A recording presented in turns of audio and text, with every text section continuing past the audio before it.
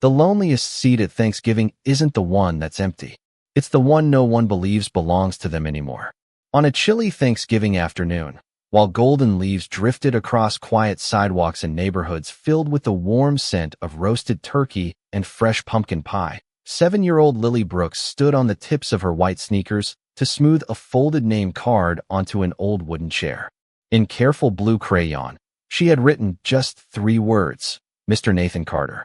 She stepped back, tilted her head, and smiled with quiet satisfaction as though she had just completed the most important part of the holiday. Around the small dining room, nothing looked like the grand celebrations shown on television. The table had only 4 mismatched chairs, a faded plaid tablecloth that had been stitched more than once, a tiny roasted turkey barely large enough for a family of 3, bowls of mashed potatoes, green beans, homemade cranberry sauce, and a pumpkin pie cooling beside the window. Every decoration had been made by hand. Paper leaves hung from strings across the ceiling, each carrying words written in colorful markers: gratitude, hope, kindness, home. The little house rested on a peaceful street outside Boston, where porch lights flickered on as families welcomed loved ones through their doors. Laughter drifted from nearby homes. Children chased one another across front yards wrapped in scarves and mittens, and every glowing window seemed to promise that somewhere inside, someone belonged. Lily glanced once more at the empty chair before carefully adjusting the silverware beside it. Her mother, Emily, emerged from the kitchen carrying a steaming casserole and paused the moment she noticed the name card. She sighed softly, not with frustration but with the familiar tenderness that came from loving a child whose heart was always just a little bigger than the world around her. "Sweetheart," she said gently, "you know Mr. Carter doesn't know we're here." Lily looked up with calm blue eyes that carried far more certainty than most adults ever found. "Maybe not," she answered. "But sometimes people don't need to know they're invited until someone saves them a seat." Emily felt the words settle quietly into the room. She had stopped trying to explain why life rarely worked that way because Lily possessed an extraordinary habit of believing in impossible kindness without asking permission from reality. Across the city, inside the gleaming headquarters of Carter Industries, Nathan Carter stood alone before a wall of glass overlooking Boston Harbor. 42 years old, respected by business magazines, admired by investors, and invited to every prestigious Thanksgiving gala in New England, he ignored the dozens of unopened invitations glowing across his phone. Every year people wanted his presence, his handshake, his donation, or his photograph. Yet when the speeches ended and the lights dimmed, he always returned to a silent penthouse where the dining table remained untouched. Success had filled every corner of his calendar, but somehow left no room for home. As evening shadows stretched across the city, a young receptionist hurried through the nearly empty lobby, carrying the last pieces of outgoing mail before the holiday break. Resting on top of the stack was a simple cream-colored envelope with uneven handwriting addressed to Mr. Nathan Carter.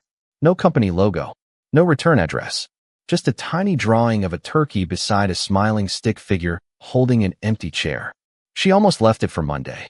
Then something about the child's handwriting made her place it carefully on Nathan's desk before switching off the office lights and wishing everyone a happy Thanksgiving.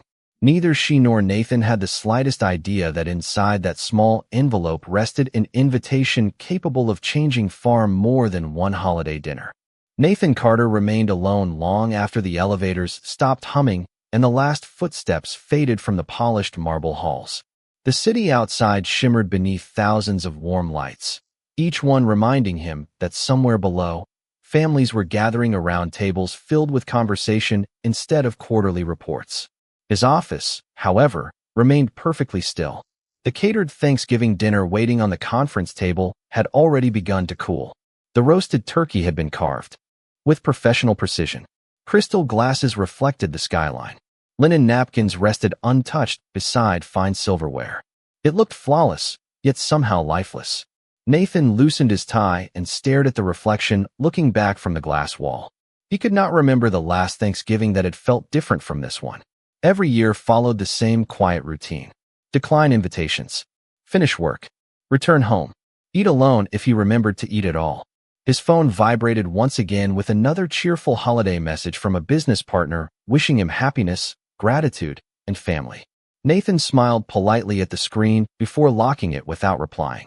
Those words had become seasonal decorations, beautiful but strangely distant. As he gathered a few documents into his briefcase, his eyes drifted toward the small cream-colored envelope resting neatly at the edge of his desk.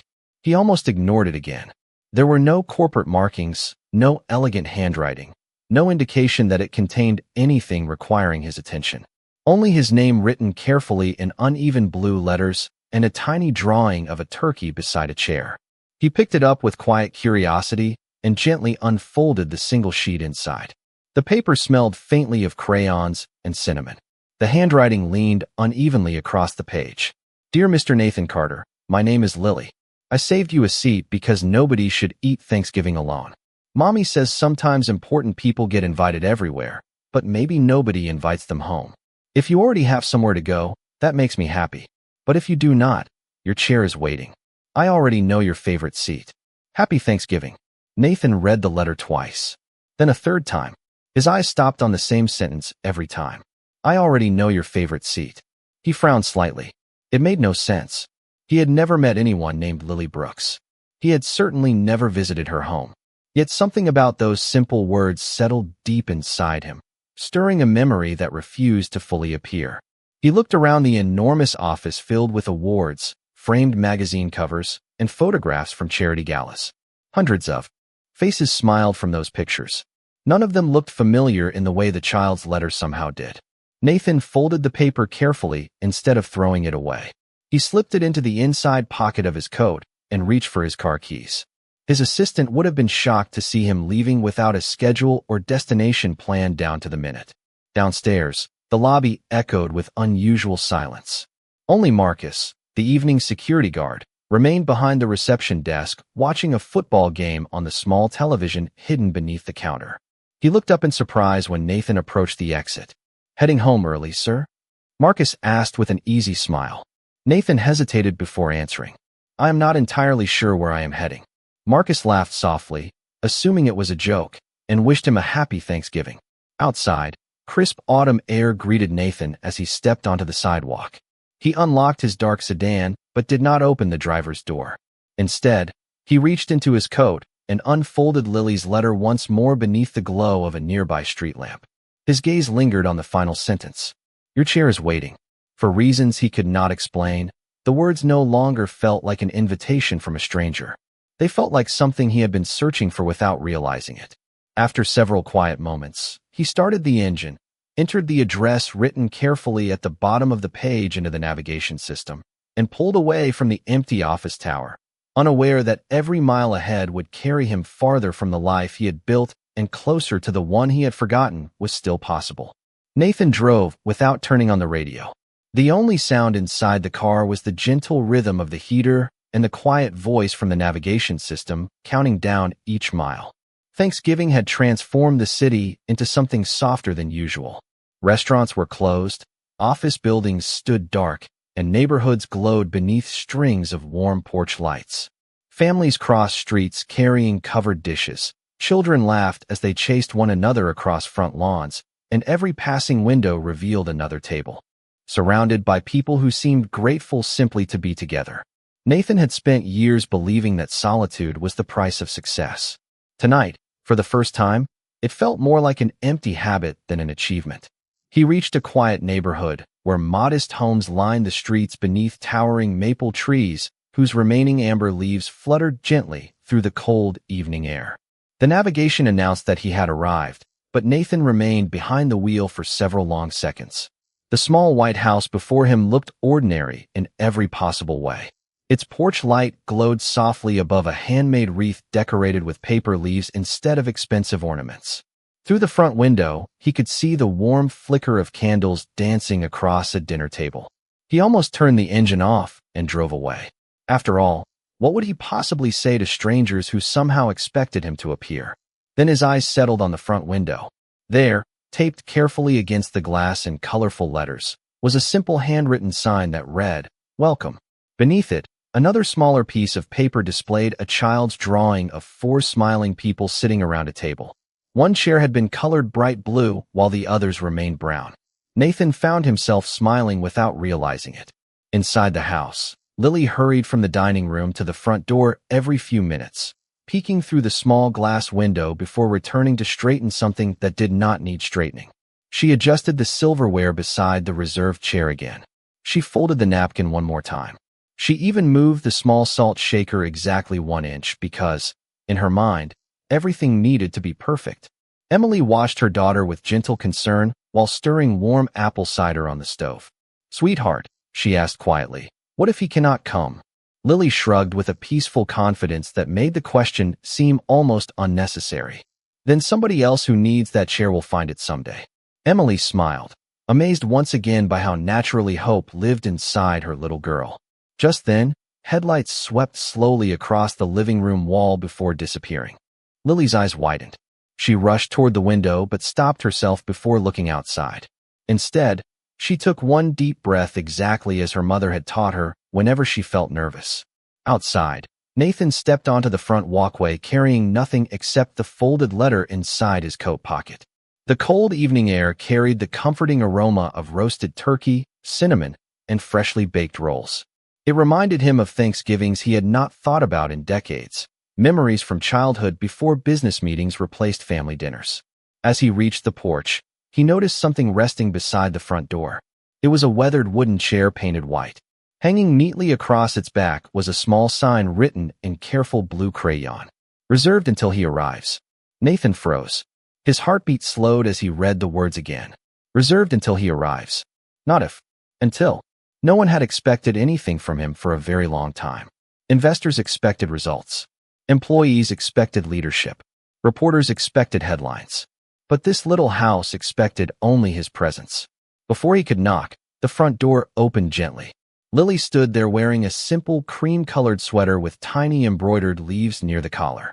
Her bright blue eyes met his with immediate recognition, as though she had simply been waiting for a friend delayed by traffic instead of meeting one of the wealthiest men in New England for the first time. Her face lit with a quiet smile.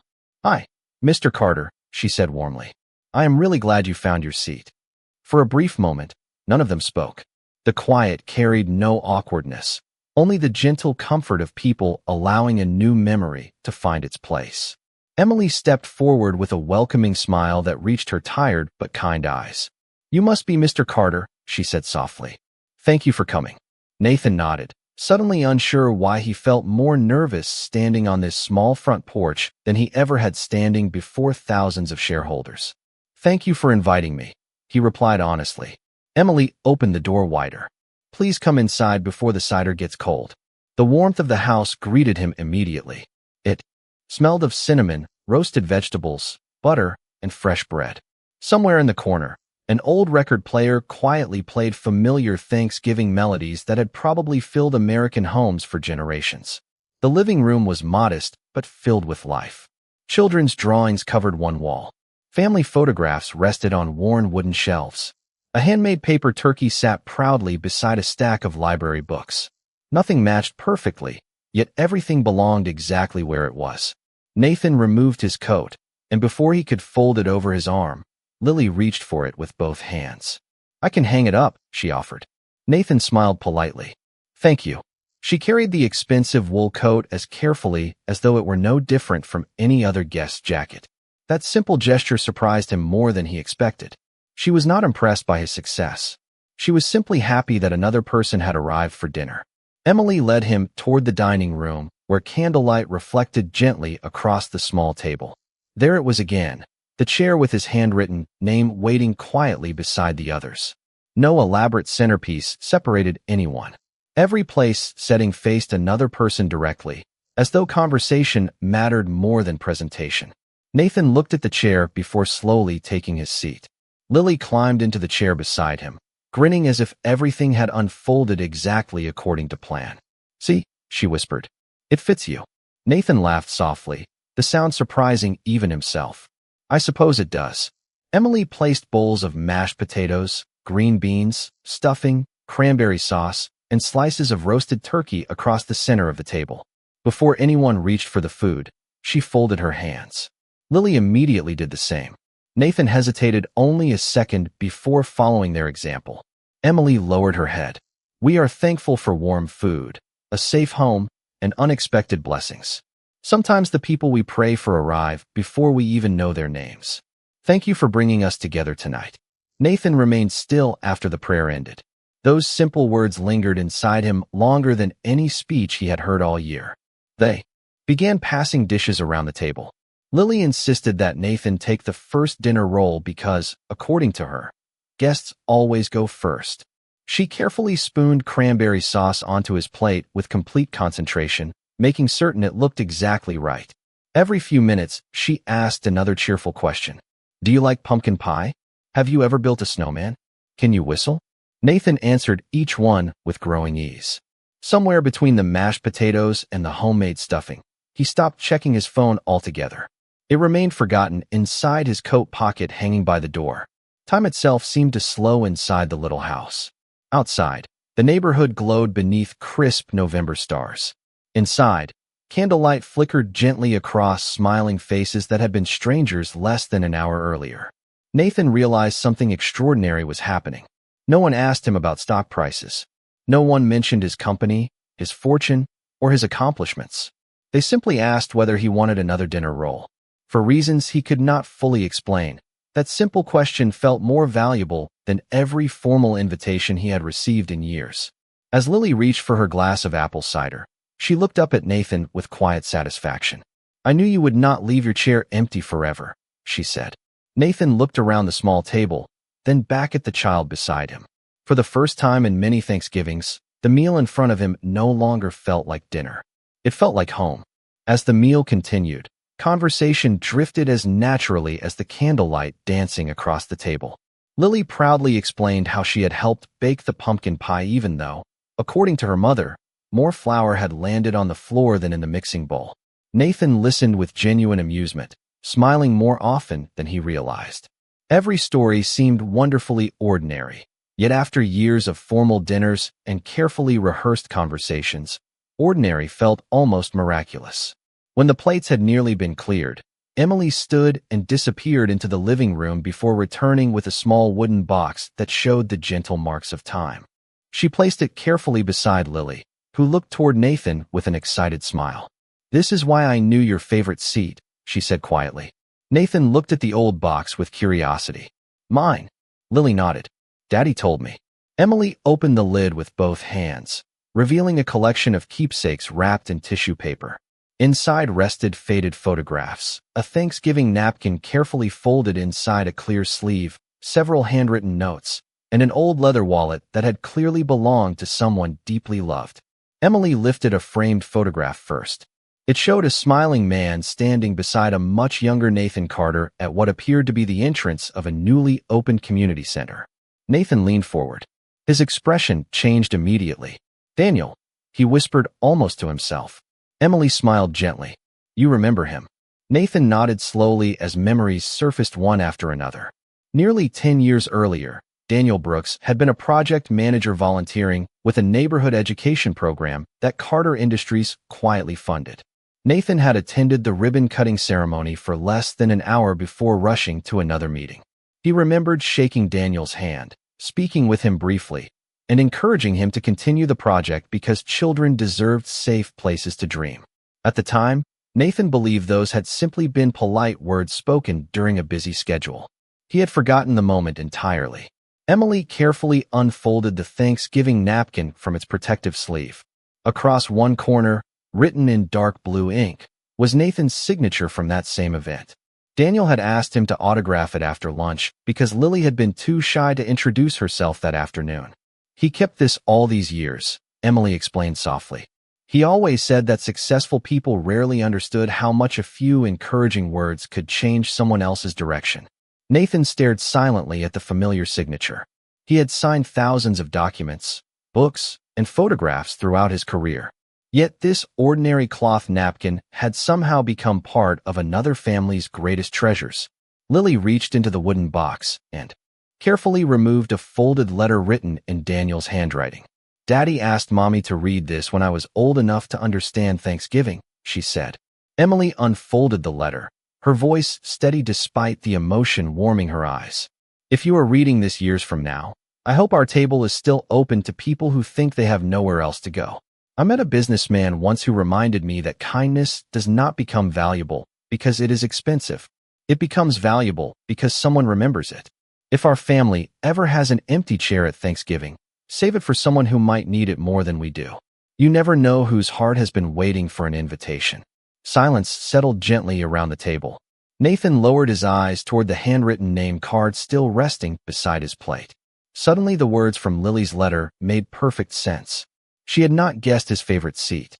Her father had remembered the place where Nathan had once chosen to sit beside volunteers instead of executives during that long-forgotten luncheon. It had become Daniel's favorite story to tell every Thanksgiving. Nathan looked at Lily, then at Emily, his voice quieter than either of them had yet heard. I thought I gave your father only a few minutes of my day. Emily smiled through grateful eyes. To him, you gave something much bigger. You reminded him that people with full calendars could still have generous hearts. He wanted our daughter to believe that was true, too. The evening lingered long after the last slice of pumpkin pie had disappeared. No one seemed eager to clear the table because somehow the conversation itself had become the celebration. Lily leaned her elbows carefully on the edge of the table and studied Nathan with the fearless curiosity only a child could possess. Daddy said you liked listening more than talking, she said with a cheerful smile. Nathan raised an eyebrow in surprise. Did he really say that? Lily nodded. He said people only noticed your speeches, but he noticed the questions you asked. Nathan looked down at the folded napkin resting beside his plate, remembering conversations he had long since forgotten. Daniel had, apparently, remembered every one of them. Emily quietly gathered a few dishes, but Nathan stood almost immediately. Please, he said gently, let me help. Emily looked genuinely surprised. You are our guest. Nathan smiled. Tonight, I do not feel like one. Together, they carried plates into the small kitchen, where warm water filled the sink and soft music drifted from the living room. The task was simple, almost ordinary, but Nathan could not remember the last time he had washed dishes beside someone while talking about nothing in particular. Emily spoke about Lily's love of books, her school science projects, and her habit of leaving encouraging notes inside library books for strangers to discover. Nathan found himself laughing more than he had in months. Every story revealed another glimpse of the kindness Daniel had left behind in his daughter. Meanwhile, Lily carefully arranged leftover dinner rolls inside a small basket. She walked into the kitchen holding it proudly. Tomorrow morning, she explained, we take these to Mr. Henderson next door because he lives by himself. Nathan looked at her with quiet curiosity. You do this every year? Lily smiled. Every holiday. Daddy said food tastes better when nobody feels forgotten. Nathan felt those words settle deeply inside him. His own company donated millions of dollars each year through organized charitable programs. Yet this little girl understood something he had somehow overlooked. Kindness was not measured only by size. Sometimes it arrived one dinner roll at a time. Later, they gathered in the living room where an old fireplace glowed softly against the November chill. Lily disappeared into her bedroom for a moment before returning with a worn picture book. Will you read this? She asked. Nathan accepted the book almost automatically before realizing he had not read a bedtime story aloud since he himself had been a child. He opened the first page and began slowly, his voice uncertain at first but growing warmer with every chapter. Lily listened with complete attention, occasionally smiling at parts she clearly knew by heart. Emily watched quietly from the nearby sofa, noticing something remarkable unfolding before her eyes. The guarded businessman who had arrived carrying years of quiet loneliness now sat comfortably on the living room rug reading about thankful animals preparing for winter. Nothing about the scene seemed extraordinary, yet it felt unforgettable. When the story ended, Lily closed the book and looked thoughtfully toward Nathan. Can I ask you something? She said. Of course, he answered. Will you come back next Sunday? Nathan hesitated only because the question caught him completely unprepared. What happens next Sunday? Lily grinned. Nothing special. We just make pancakes after church and play board games. I thought maybe your chair would miss you if you stayed away too long. Nathan looked toward the dining room where the handwritten name card still rested beside the empty plate that had welcomed him only hours before. The chair no longer looked reserved for a visitor. Somehow it already felt occupied by someone who belonged there. A slow smile spread across his face as he met Lily's hopeful eyes. I think, he said softly. My chair would like that very much. The promise Nathan made that Thanksgiving evening quietly became part of his calendar, but unlike every meeting before it, this one never needed a reminder. Sunday after Sunday, his dark sedan appeared at the end of the little street just before noon. Sometimes he arrived carrying fresh oranges from the neighborhood market. Other times he brought board games he had never learned to play until Lily patiently explained every rule with complete confidence. The pancakes gradually became a tradition. Lily insisted on making the first one herself, even if it came out shaped more like a cloud than a circle. Nathan always chose that one anyway. Winter settled gently across Boston, dusting rooftops with snow and covering front yards in sparkling white. One Saturday morning, Nathan found himself standing beside Lily in the front yard building the very first snowman he had made since childhood. The scarf refused to stay tied, the carrot leaned sideways, and the stick arms looked uneven, but Lily declared it perfect because, as she happily explained, perfect things never make the best memories. Nathan looked at the crooked snowman and quietly realized she was right. At Carter Industries, people soon noticed subtle changes. Nathan no longer scheduled meetings late into Friday evenings. He left the office before sunset more often. He even began asking employees whether they had plans with their families instead of immediately discussing quarterly targets. His assistant, Rebecca, watched the transformation with quiet amazement.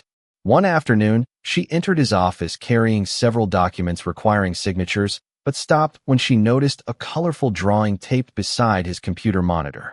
It showed a little house, a snowman, 4 chairs around a table, and one smiling man wearing an oversized blue scarf. Across the top, written in careful crayon letters, were the words, "Every family starts with one empty chair." Rebecca smiled. "Your niece?" she asked gently. Nathan looked toward the drawing before answering. "No," he said after a thoughtful pause. "A very good friend." As December approached, Emily received a letter from the local community center where she worked part-time. Rising maintenance costs meant several children's reading programs might be canceled after the holidays. She folded the notice quietly and placed it inside a kitchen drawer without mentioning it during dinner. Lily, however, noticed the worry that briefly crossed her mother's face. Children often recognized sadness before adults admitted it existed. The following Sunday, while they were finishing pancakes, Lily disappeared into her room and returned carrying her small piggy bank decorated with painted autumn leaves. She placed it carefully on the table in front of Nathan. "Can we help the library kids?" she asked. Nathan looked at the jar filled mostly with coins and a few folded dollar bills. "This is your savings," he said softly. Lily nodded. "Daddy used to say money is happiest when it gets to solve somebody's problem." Nathan gently turned the little bank in his hands. He thought about billion-dollar budgets, investment portfolios, and charity foundations that required months of planning. Then he looked at the child who was willing to give away everything she owned without hesitation. Once again, she had quietly taught him something no boardroom ever had.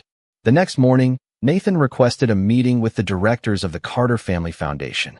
For the first time in years, he did not begin by discussing numbers. Instead, he placed Lily's drawing in the center of the conference table. The executives exchanged puzzled glances until Nathan finally spoke. "For too long," he said calmly, "we have been measuring success by how many projects we fund. I think it is time we measure it by how many people feel welcomed when they walk through the door." Hundreds of miles away, Lily sat in her classroom carefully coloring another place card with the same blue crayon she had used on Thanksgiving. She smiled to herself as she wrote one familiar name, certain that some invitations were never meant for only one holiday. They were meant to become part of everyday life. The months slipped by with the quiet confidence of seasons keeping their promises. Spring arrived, washing away the last traces of snow and filling the neighborhood with flowering trees that painted the sidewalks in soft shades of pink and white. Nathan no longer needed the navigation system to find Emily and Lily's little house. It had become as familiar to him as the road leading to his own office, except that every mile toward their front porch somehow felt lighter than every mile toward the city skyline. The changes reached far beyond Sunday pancakes. Together, they planted tomatoes in the backyard, built a small wooden bookshelf for Lily's growing collection of novels, and spent warm Saturday afternoons reading beneath the old maple tree while birds chirped overhead. Emily often watched from the kitchen window, smiling as Nathan patiently helped Lily sound out difficult words before she proudly finished each page herself. One afternoon, the local community center reopened its children's reading room after receiving unexpected support from the Carter Family Foundation. Fresh shelves lined the walls, colorful rugs covered the floor, and hundreds of new books waited for young readers. A small bronze plaque near the entrance did not mention Nathan's name. Instead, at his request, it simply read, "Every child deserves a place where stories and hope can grow together." Lily traced the engraved words with her fingertips before looking up at Nathan. "Daddy would have liked this," she whispered. Nathan nodded quietly. "Your father inspired it more than anyone knows." As summer arrived, neighbors began expecting the familiar sight of Nathan's sedan parked outside every weekend. Mr. Henderson, the elderly man next door, no longer ate holiday meals alone because Lily insisted there was always room for one more chair. Children from the neighborhood stopped by to borrow books from the little reading corner Emily had created on the front porch. Nathan often found himself repairing bicycles, assembling birdhouses, or helping with school projects instead of answering business calls. None of those tasks appeared on financial reports, yet each one somehow made him feel richer than another successful quarter ever had. Then Thanksgiving returned once more. The same little house glowed warmly beneath the crisp November sky. This year, however, the dining room looked different. The table had been extended with an extra leaf to welcome more guests. Mr. Henderson sat beside Emily. Two teachers from Lily's school laughed together near the window. Volunteers from the community center carried homemade casseroles through the front door. Every chair was filled with someone who might otherwise have spent the holiday alone. In the center of the table stood the same handmade paper leaves from the year before, now joined by dozens more carrying new words written by many different hands. Belonging, friendship, grace, second chances, family. Nathan arrived carrying 2 pumpkin pies from the neighborhood bakery, but Lily met him before he reached the porch. She took one pie with both hands and smiled exactly as she had a year earlier. "You are late," she teased gently. Nathan looked surprised. "Am I?" Lily nodded with playful seriousness. "Everyone has been waiting for you because dinner does not really begin until your chair is full." Inside the dining room, Nathan paused beside the familiar place setting. The handwritten name card still rested there, although the blue crayon had faded slightly with time. Carefully preserved beside it was the old Thanksgiving napkin carrying his signature from years before. Without saying a word, Emily placed Daniel's wooden memory box on a nearby shelf where everyone could see it. The past had not been forgotten. It had become part of the foundation supporting every joyful moment, now filling the room. Nathan slowly pulled back his chair and looked around the table. Laughter echoed through the house. Warm bread passed from hand to hand. Candlelight reflected in smiling faces. There was no longer a single empty seat. Yet somehow the smallest invitation ever written had created enough room for everyone who needed a place to belong. Nathan quietly took his seat, and for the first time in many years, he no longer felt like someone who had been invited to Thanksgiving. He felt like someone who had finally come home. That evening, after the last slice of pumpkin pie had disappeared and the laughter slowly settled into peaceful conversation, no one hurried to leave. Children helped gather plates. Neighbors wrapped leftovers for one another. Someone added another log to the fireplace, and its gentle glow filled the little house with the same warmth that had welcomed Nathan 1 year earlier. As the others talked quietly, Lily slipped away and returned carrying the same small blue crayon she had used to write the very first name card. Without saying a word, she walked to the dining table, picked up a blank place card, and carefully wrote another name. Nathan watched with quiet curiosity until she placed it beside the familiar chair and smiled. The card simply read, "For whoever needs it next." Nathan looked at her, puzzled. "You are saving another seat?" he asked. Lily nodded. "Daddy said kindness should never end with us. If somebody once saved a seat for you, then someday you should save one for somebody else." Her words settled gently over the room, and the conversations around the table slowly faded into thoughtful silence. Emily reached for Daniel's wooden memory box and carefully opened it once more. This time she did not remove the old photograph or the signed Thanksgiving napkin. Instead, she slipped something new inside. It was the original name card Lily had written the year before, the one that had carried Nathan's name in blue crayon. She closed the lid with a peaceful smile. "It belongs with the rest of our family story now," she whispered. Nathan felt his throat tighten as he looked around the room. 12 months earlier, he had believed success meant standing above everyone else. Now he understood it meant sitting beside people who knew your name without needing your title. He thought about the countless invitations he had declined over the years because he believed he had no time. The truth was much simpler. He had forgotten that home was never a place waiting to be purchased. It was something patiently built, one conversation, one shared meal, one open chair at a time. Several weeks later, employees arriving at Carter Industries noticed something unexpected inside the company lobby.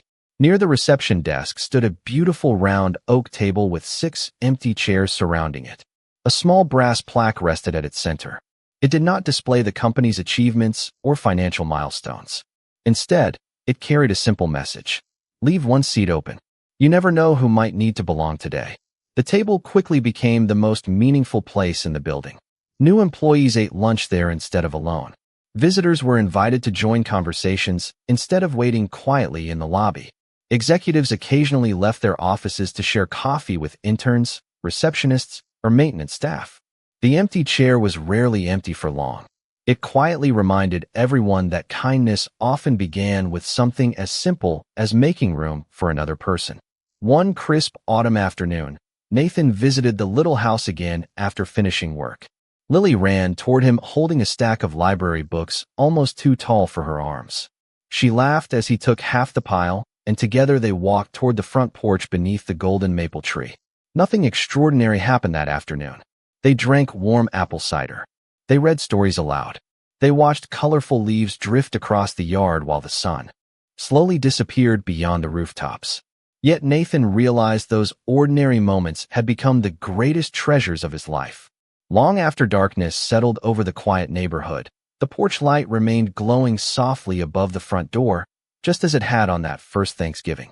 Some people spend their entire lives searching for a fortune, only to discover that the richest gift was never money, recognition, or success.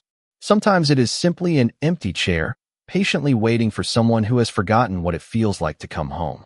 And perhaps the greatest miracle is this: the moment we choose to save a place for someone else, we often discover that our own hearts have finally found a place to belong.